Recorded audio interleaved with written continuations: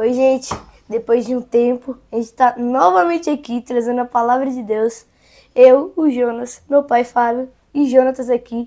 E dessa vez, nós vamos trazer um assunto bem do nosso cotidiano, bem decorrente aqui nas nossas vidas, que é sobre a religiosidade. Coisa que está afastando o cristão hoje em dia de Deus e também aquelas pessoas que querem se conectar com Jesus.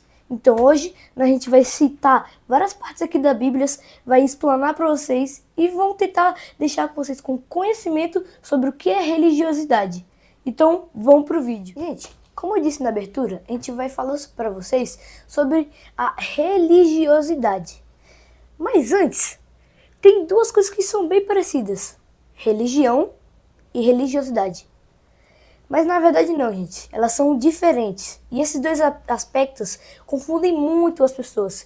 Então, antes da gente falar sobre a religiosidade, que separa o cristão de Deus, a gente vai falar aqui, né, Jonatas? Você vai explicar para o pessoal quais são a diferença entre religião e religiosidade. Paz e graça, irmãos.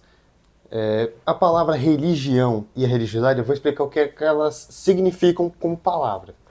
A religião é uma palavra que ela significaria uma releitura, uma reunião, uma religação com Deus, uma maneira que você encontrou para se religar com Deus. Daí que a gente pode falar religião cristã, porque a gente consegue se religar com Deus após a queda durante o pecado, por isso religião cristã. Mas tem gente que fala assim, religião budista, religião católica, mas aí a religiosidade em si seria você seguir alguns ritos, crenças e tradições da religião, mas aí sim cairia na religiosidade, já esse segmento das crenças, tradições e ritos. Daí vem as crenças, tradições da igreja católica, da igreja protestante, e por aí vai. Entendeu, irmão Fábio? Entendeu, irmão Jonas? Uhum. Só que por meio da religiosidade, que seria seguir esses dogmas, essas crenças, o inimigo pode muito bem utilizar para criar um fanatismo nas pessoas, para não se religar a Deus por meio da religiosidade, que seria o segmento dessas práticas. Ele, por meio dessas práticas, santificar essas práticas e tirar o foco de Deus e colocar em alguma outra coisa.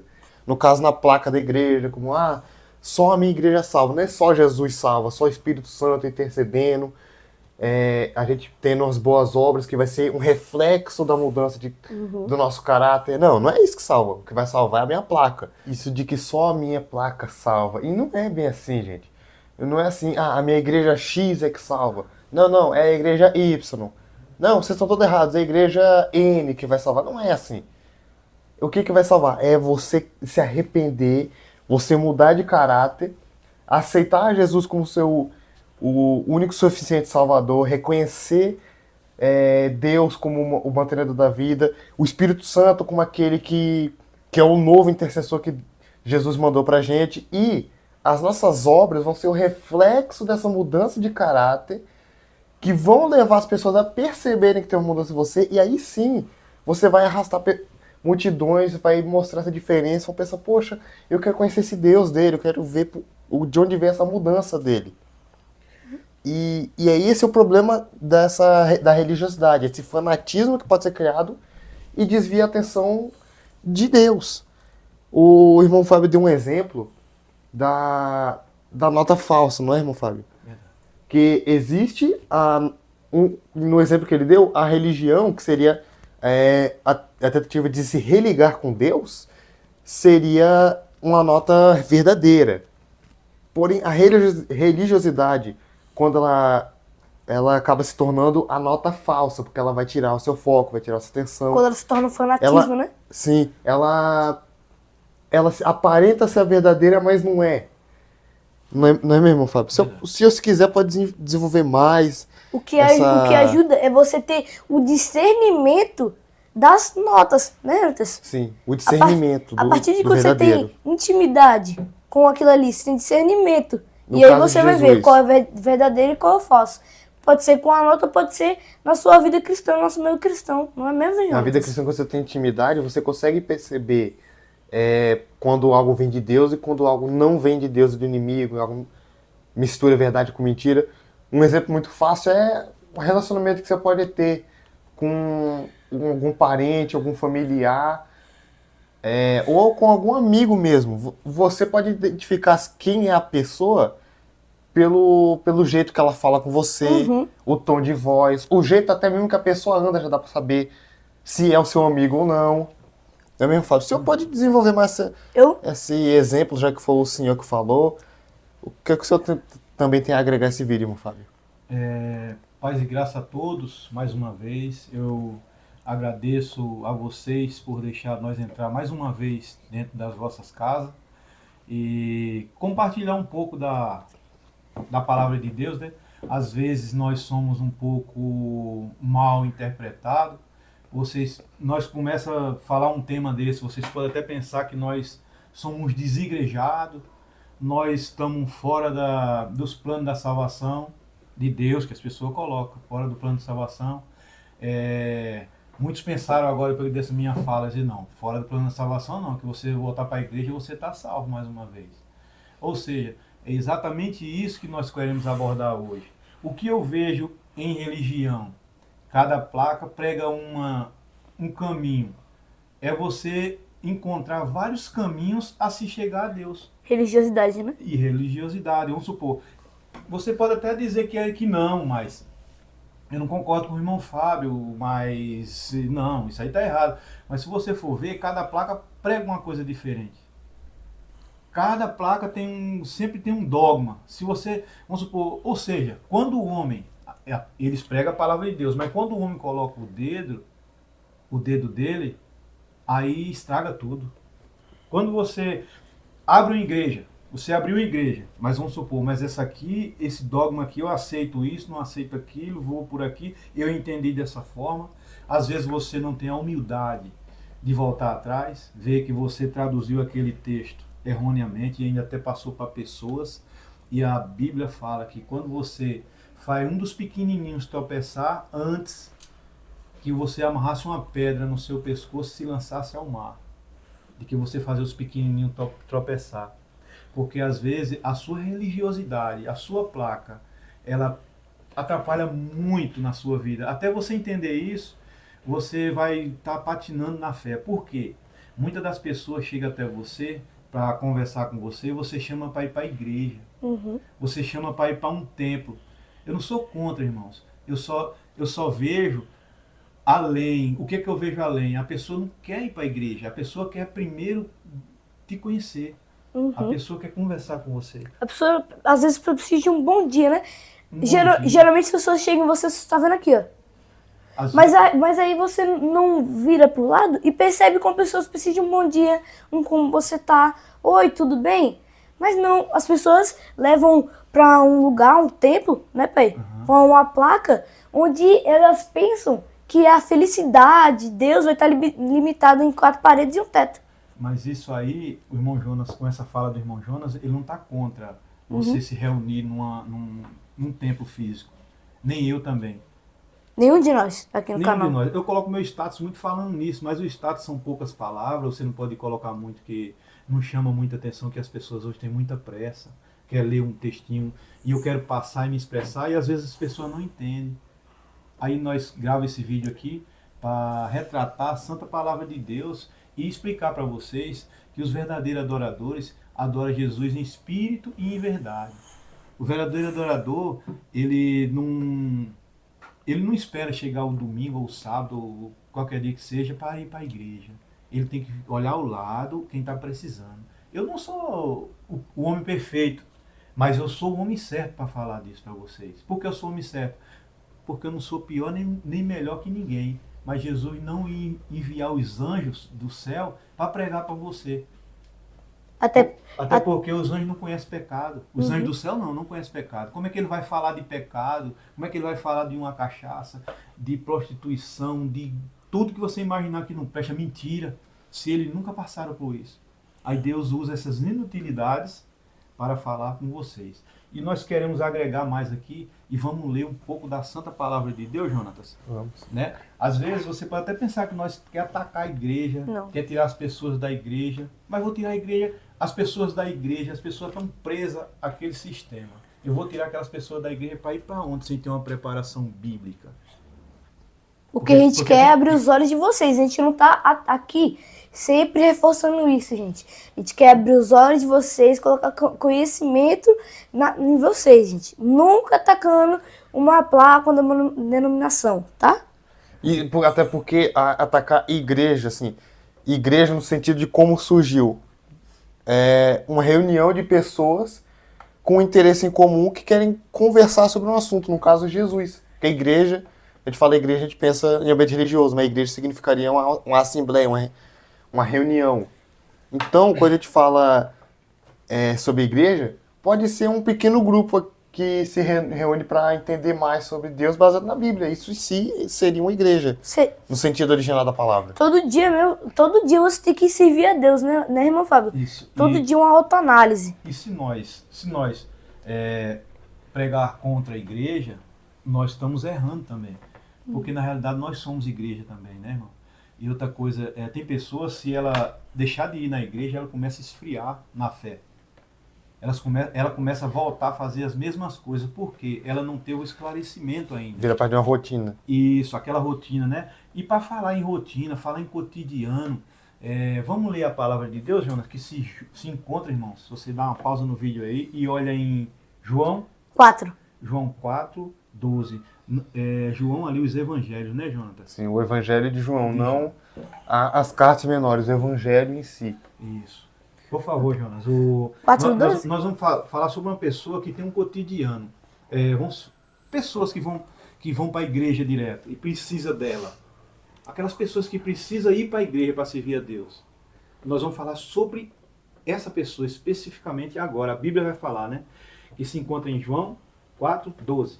4, 12? Vamos lá. É sobre quem que vai ler, Jonas? É sobre a mulher samaritana junto ao poço. Uma história que vocês conhecem, já ouviram muito, mas aqui a gente vai dar uma analisada mais a fundo. Não é, irmão Fábio? Amém. Então vamos aqui, 4:12. Pausa o vídeo e acompanha comigo. Amém. Além do mais, você se considera mais importante que nosso antepassado Jacó, que nos deu este poço? Como pode oferecer água melhor que esta, que Jacó, seus filhos e seus animais bebiam? Pode falar, irmão. Que ponto maravilhoso, né, irmão? Eu vou aqui, irmão, quando eu falar aqui, para nós abrir um leque. Eu sei que não vamos esgotar esse tema, né? Tão maravilhoso num simples vídeo, irmão. Nós não vamos esgotar, mas vamos falar um pouco do que nós vivemos no cotidiano, né, Jonathan? O que eu queria falar aqui é que essa mulher samaritana, ela tinha num propósito de todo dia, escondido, ao meio-dia, a água rebaldeada, né? Muitos pregadores já falaram isso, que a água está mexida ali, não está tão límpida como você ir num poço na parte da manhã, cedinho e pegar água. A Bíblia fala que ela foi ao meio-dia pegar água. Não sei o propósito. Tem pessoas que fecham que ela tinha vergonha, ela tinha isso, aquilo, outro, mas eu não vou colocar palavras na boca de Deus. Não sei se foi isso que ele queria passar para as pessoas. Só sei que ela ia ao meio-dia pegar água. Ou seja, todos os dias ela precisava daquela água para tomar.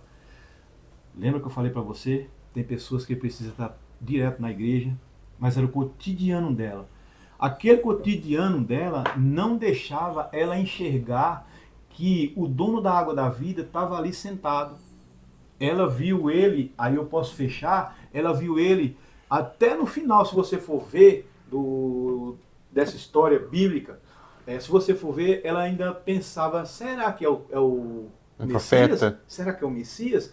Vamos supor, aquele intuito que ela tinha naquele momento era resolver a sede dela, a sede física, que não deixava ela até então ver o Salvador, né, Jonas? Uhum. E o que você tem a acrescentar? Isso é uma das coisas que eu vou dar um tópico, irmãos, para o vídeo não ficar tão grande. Eu tenho que acrescentar que essa sede física não é só água, não é só essa água. Pode ser qualquer coisa. Até porque, se a gente coloca muito no cotidiano, geralmente pode ser uma coisa que a gente precisa ou não, né, irmão Fábio?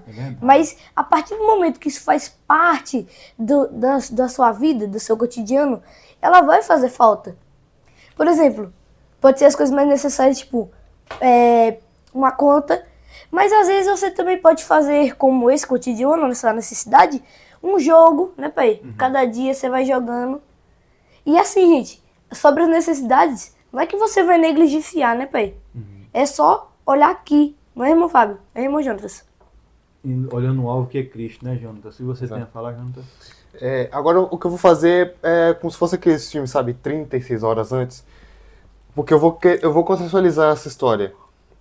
O capítulo 4, do versículo 1 até o 12, conta que Jesus, como fala aqui, portanto, quando o Senhor soube que os fariseus tinham ouvido que Jesus fazia e batizava mais discípulos que João, e João fala, João aqui, João Batista, os fariseus eles já eram incomodados com João Batista. E aí, quando eles ouviram que Jesus, ele batizava, o próprio apóstolo João que fala que quem batizava na verdade eram seus discípulos, ficaram mais irritados ainda. E por isso Jesus deixou a Judéia e partiu novamente para a Galileia, porque ele tinha saído da Galileia, foi para a Judéia, e depois disso voltou da Judéia para a Galileia. Só que, olha o que fala aqui no capítulo 4. E era-lhe necessário passar por Samaria. Realmente, a região da Samaria, como dá para ver pelo... Vou disponibilizar um mapa para vocês. A região de Samaria ficava entre a Baixa Galileia e a Judéia, que era de onde, o caminho que Jesus ia fazer. Só que tem um detalhe. Judeus e samaritanos não se davam bem. Eles não gostavam um do outro. Por isso que quando fala era necessário passar por Samaria, não fala, era o caminho comum. Porque eles contornavam, porque consideravam Samaria impura. Algumas pessoas hoje em dia ainda falou que nem passava pelo caminho, né? Sim, até hoje tem beduíno que não passa. Mas o que acontece? Era necessário passar por Samaria por causa que Jesus já tinha um propósito na região da Samaria, na cidade de Sicar, onde se passa essa história. E agora eu vou explicar rapidamente para não desviar o foco do tema aqui, do porquê judeus samaritanos não se davam muito bem. O primeiro motivo é que antes era o Reino Unido de Israel e Judá, é o termo que é utilizado na história. No reino de Davi, de Salomão. Só que após um tempo, por causa de problemas internos, os reis eles já estavam muito fora dos planos de Deus, eles estavam muito mais pecaminosos que o povo, porque assim, o governante é pecaminoso, que dirá o povo, né? O que aconteceu? Teve uma ruptura com as tribos do sul, formando o reino do sul e o reino do norte, que é o termo que é utilizado na Bíblia. O reino do sul, a gente chama de Judéia, o reino de Judá. Só que o reino do norte a gente chama de reino de Israel, que é o nome que a gente usa até hoje para o país. E assim, a capital da Judéia era Jerusalém, e a capital de Israel era Samaria. Então já teve alguns fatores. O fator aqui que já deu foi a divisão política. Eram capitais rivais, de países rivais, porque mesmo tendo a mesma origem, eles tinham diferenças religiosas. E aí já veio o segundo motivo, religião. Porque o reino do norte, que é Israel, ele sempre foi mais desregrado que o reino do sul, Judá. Então ainda tinha esse problema do norte ser muito desregrado e o sul se vê como o santo, se vê como superior, santo. Se verem como melhores. E por último, ainda por cima, tinha o fator da descendência. Porque na cidade de Samaria, região de Samaria, as pessoas que viviam lá, eles eram, nessa época de Jesus, eles eram descendentes de judeus, só que com povos gentios, povos pagãos, resultando nos samaritanos, que são chamados assim só porque viviam nessa região. E aí, por causa disso, ao longo de mais de 3 séculos, foi originado esse preconceito com os samaritanos. Por isso que eles percorriam o caminho ao redor da Samaria, porque eles não queriam se contaminarem, ficarem mais pecadores, porque eles queriam se manter puros, santos. Ou seja, de novo a religião, né, Jonas? Religião e política, os problemas que acompanham... Quer dizer, nesse termo já é religiosidade, né? Religiosidade. E falando sobre essas coisas, irmão, o poder que a religiosidade tem em nossas vidas, né, Jonathan? Você quando para de entender o que é uma religião, que é religar, que o homem está desligado lá do Éden, o homem era desligado dessa santa salvação, dessa graça. Religião quer dizer religar de novo o homem com Deus. Só que a religiosidade que nós estamos falando aqui, ela disputa. É a mesma coisa de time de futebol, a mesma coisa de política, como está falando aqui. Futebol é mais recente, né, irmão? É. Mas a política, como é antiga, né, Jonatas? Sim. Ela E a religião também? ela equivalem, né? Ela fica tudo a mesma coisa. Quando você coloca a política, mesmo não precisa ser longe não, dentro da sua casa. A política dentro da sua casa, ela tem que ser construtiva. Como é que é uma política construtiva? Eu vou falar agora para vocês. É vocês se entenderem. Se entenderem para crescer. Mas quando você, uma política destrutiva, que acontece nas casas, nas igrejas, é cada um puxa para si, cada um é mais santo que o outro, cada um vem para a minha igreja, vai para tal igreja. Por isso que eu não sou contra a igreja, eu sou contra o método que as pessoas usam, tirando o foco que é Cristo, o sangue de Cristo, e colocando na placa.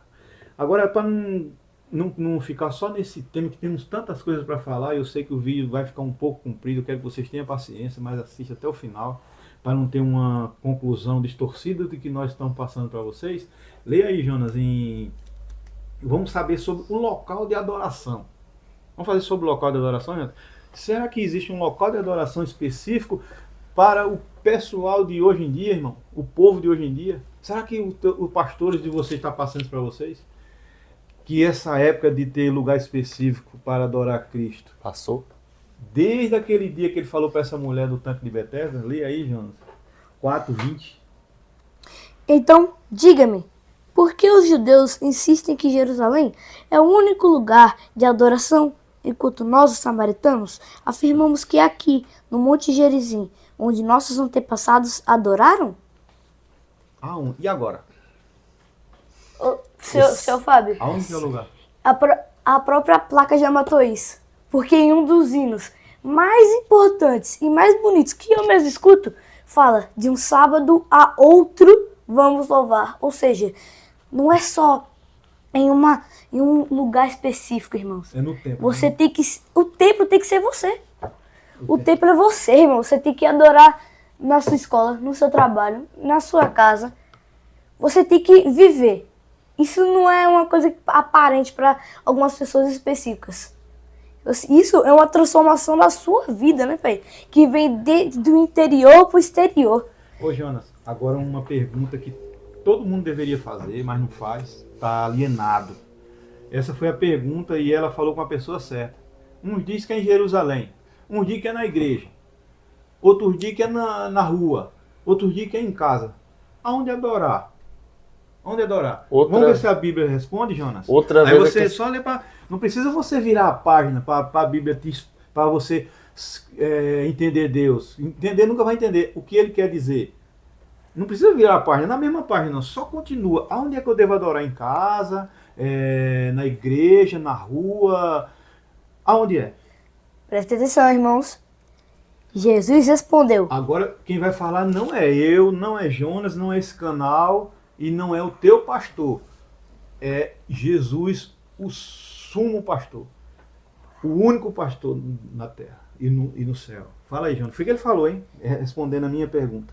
Jesus respondeu: creia em mim, mulher. Está chegando a hora em que já não importará se você adora o Pai neste monte ou em Jerusalém.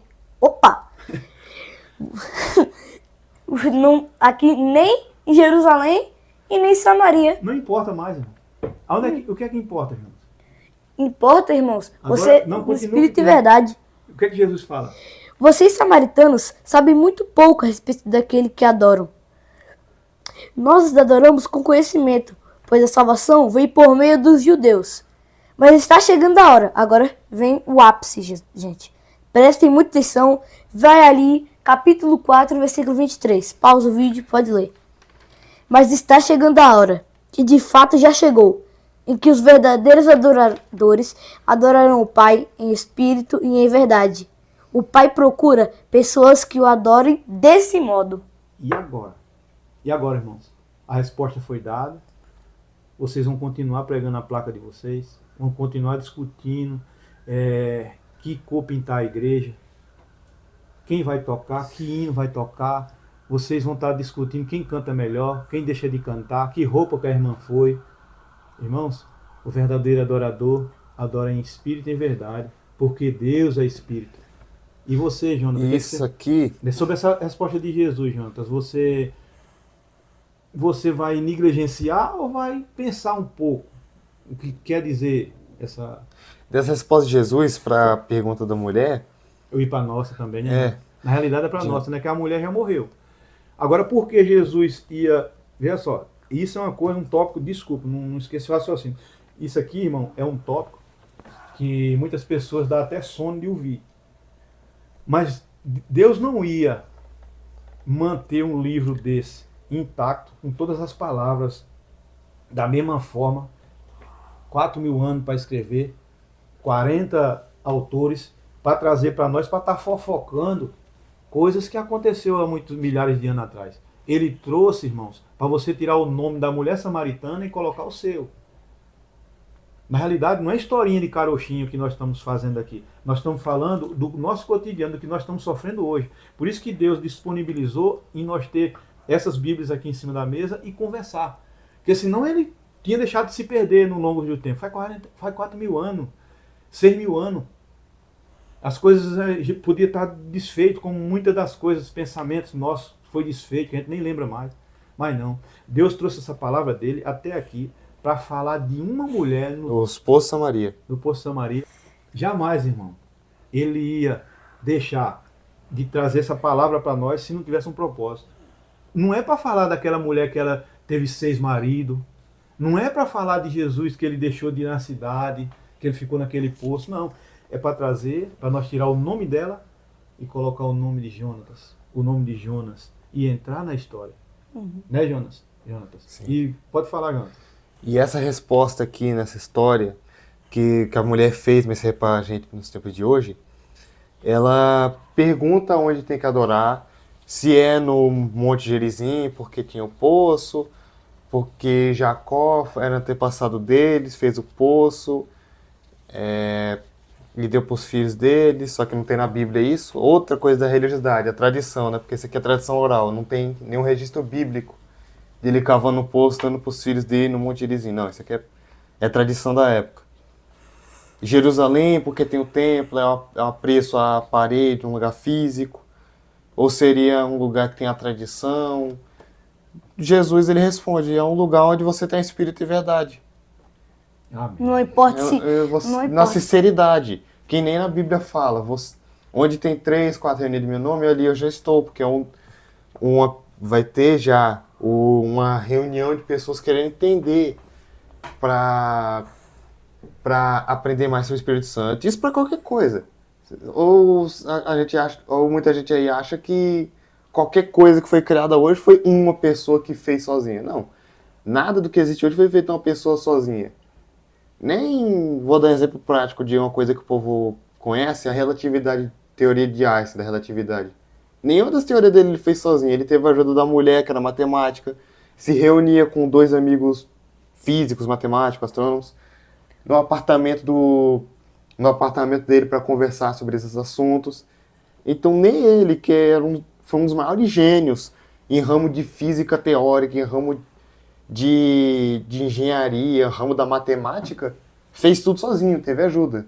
Que dirá então falar sobre Deus, que é uma coisa que a gente tá tentando entender há mais de 2.000 anos sobre Jesus e não sabe 100%, porque não existe expert em Jesus, expert em Deus.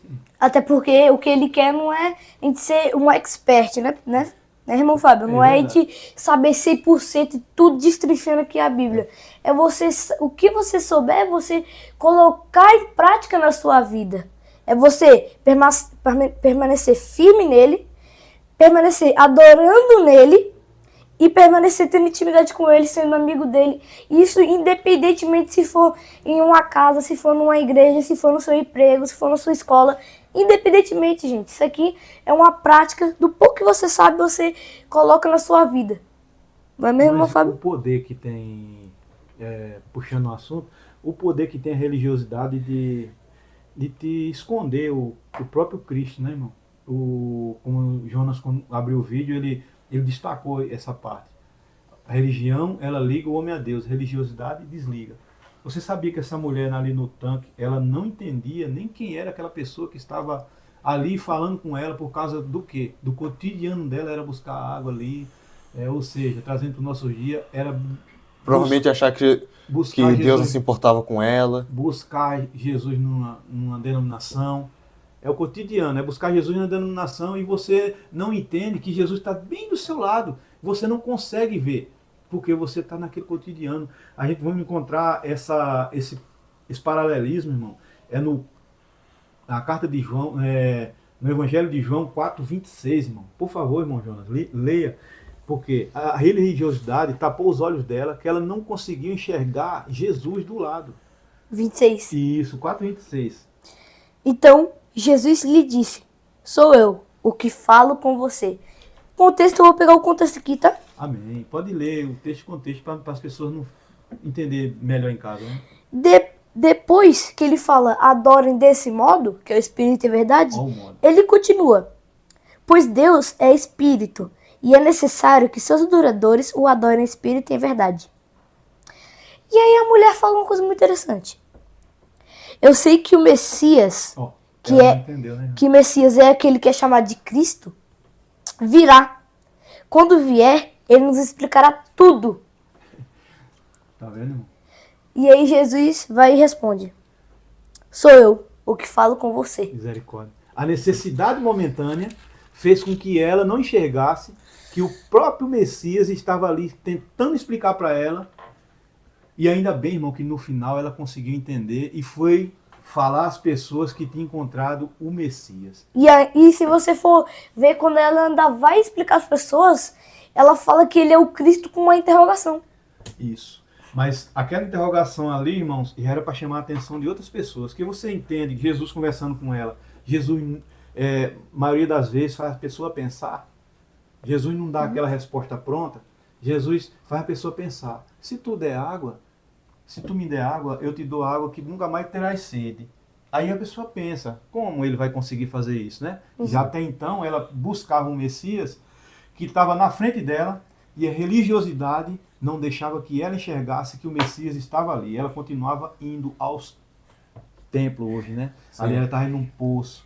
Em vez de você ir à fonte, a fonte estava do lado ali, que é Jesus. Você ia ao poço. E Em vez de você ir até Deus, você vai a uma igreja buscar Deus. Deus está do teu lado. Não é errado você ir para a igreja, mas é errado você imaginar que a igreja é a fonte. Uhum. A fonte é Deus. A fonte estava ali do lado dela, que se chama Jesus de Nazaré. E ela estava ainda esperando estava pegando água no poço, né, irmão? Uhum. E justamente por essa religiosidade, como o irmão Fábio falou, né? Que Deus, ele sempre busca, Jesus, ele sempre busca reflexão e sempre marcando a verdade. Amém. Porque Jesus, como o senhor disse, é a fonte, né? E não adianta nada você ter a fonte mais pura e limpa se o cano que trouxe ela, se tudo que trouxe ela ali foi todo sujo, né? E você, Jonas?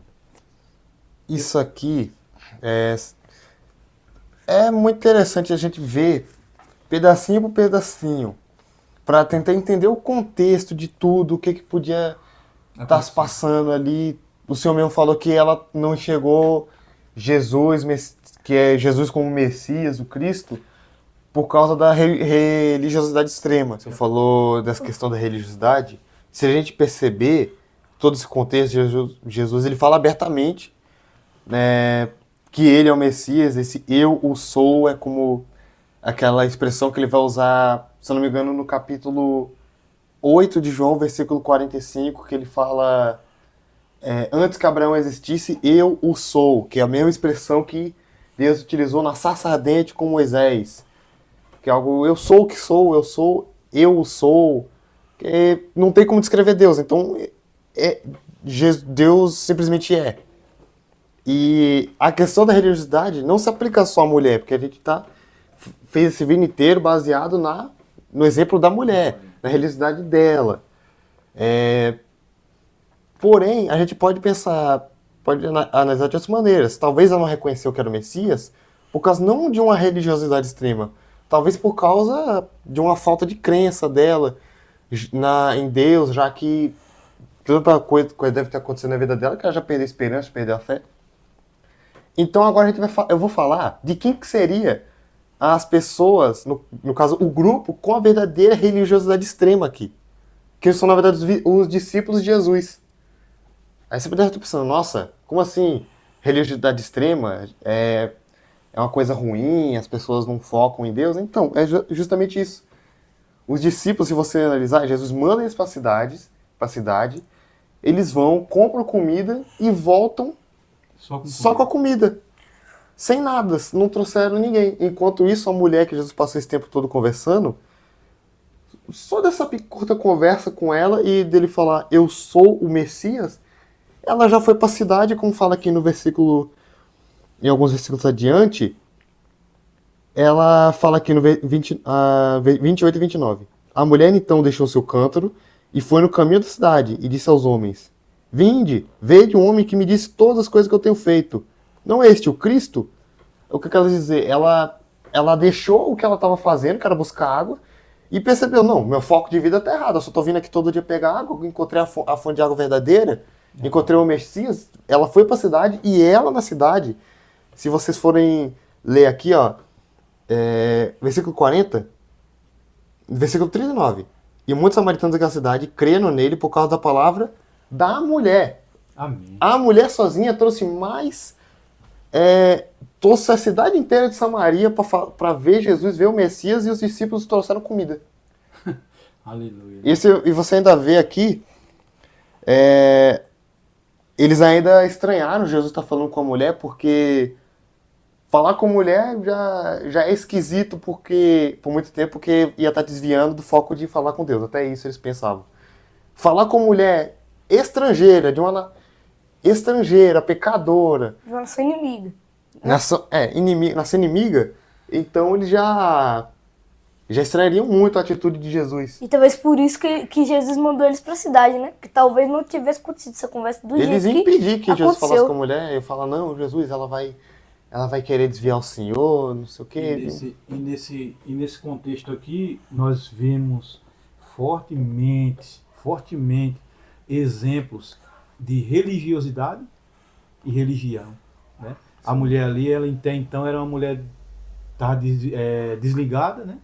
Que ela mesmo sabia, que estava errada, mas ela se religou, trouxe mais pessoas, e as pessoas que serviam a religião fazia até andar com Jesus e fazia tudo, né? Andava com Jesus, via os milagres, via tudo que acontecia, mas era uma coisa natural. Como eu falei, é um cotidiano ver Jesus falando de novo. A gente continua pregando, a gente passa a ser chato, porque o ser humano ele gosta de conforto. Nem todos, né? Tem pessoas que não gostam de conforto, mas eu estou falando para a maioria. Pessoas que gostam de conforto, a pessoa não gosta de ser mexido.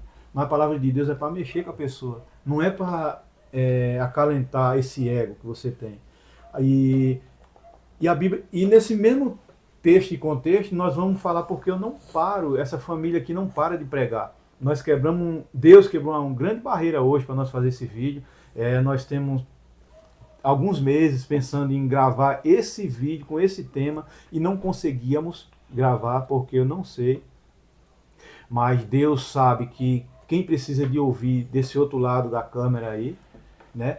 Por isso nós estamos fazendo com esse intuito. Gravar um vídeo, irmão, não é você sentar aqui e falar. Qualquer coisa. Você tem que pesquisar, você tem que buscar. Às vezes tem um erro, tem que cortar, senão muitos de vocês, não estou dizendo todos, mas muitos de vocês vão focar muito numa palavra errada que nós falamos. A gente tem que ter o cuidado para não levar para vocês. Nós tem que ter o cuidado o que vai falar. E quando você, antes de fazer um vídeo desse, você ora a Deus, aí você não chama palavrão, você não desacata ninguém. Você continua servindo a Deus com o Espírito Santo de Deus. E eu quero que a Bíblia fale o porquê que nós não para de pregar. A gente não desanima de pregar. E está na mesma página, irmão. Só no 4, 35 e 36 vai dizer porque eu, Jonas, a minha casa não para de pregar esse santo nome de Jesus. Por quê, Jonas? Vamos ver por quê? Vocês não costumam dizer, ainda faltam 4 meses para a colheita? Mas eu lhes digo, despertem e olhem em volta. Olhem em volta. Em volta. Os campos estão maduros para a colheita. Como eu te falou, né? Olhar em volta, perceber tudo, né? Né, irmão Fábio? Não só aqui, né? Os que colhem já recebem salário. E os frutos que ajuntam são as pessoas que passam até a vida eterna. Que alegria! Espera tanto o que semeia como o que colhe. Amém. Que benção, né, irmão? Por isso que nós não paramos de pregar. Usar nossas redes sociais para pregar o evangelho. Mas às vezes a pessoa pode até dizer, mas quem é esse cara para estar pregando isso? Um cara todo errado, todo... Por quê, irmão? A gente mesmo, você tem que pregar na bonança, na falta, na tristeza, na alegria, né, irmão? Tem que pregar sempre. E eu agradeço, irmãos, você, mais uma vez, vocês terem acompanhado até aqui. Não deixa de se inscrever, dá aquele like e continua nos apoiando nesse propósito. Jonas, quer agradecer as pessoas. Eu quero agradecer todo mundo que chegou aqui, todos os nossos inscritos, todos os veteranos, quanto os mais novos, as pessoas que sempre vêm acompanhando a gente, que ainda não é inscrito. Eu quero que vocês também comentem aqui sobre alguma ideia que vocês têm, alguma dúvida, que a gente vai, à medida do possível, a gente vai responder vocês, não é, gente? Sim, exatamente. Obrigado por tudo e até o próximo vídeo. Tchau. Tchau. Antes de dar esse tchau, eu senti, irmãos, pode ser sem corte mesmo, mas eu senti nós fazer uma oração para as pessoas que estão em casa. E para nós também, nós precisamos de oração, né, irmão? Sim. Eu peço para o irmão Jonas fazer essa oração, dirigir essa oração até o Espírito Santo de Deus, para que ele leve a nossa oração até Cristo, até Deus no céu, né? Pode orar, irmãos, Jonas. Querido Deus e Pai, e também amigo, aqui eu quero orar por muitas pessoas que vão ver esse canal, então eu não vou usar nenhuma palavra difícil para falar com o Senhor, né? Amém. Glória a Deus. Senhor, por favor, eu quero que o Senhor nos ilumine em todas as nossas ações, toda a nossa vida e todo o nosso cotidiano, para que a gente sempre esteja servindo você. Pode ser no trabalho, na escola ou em qualquer lugar.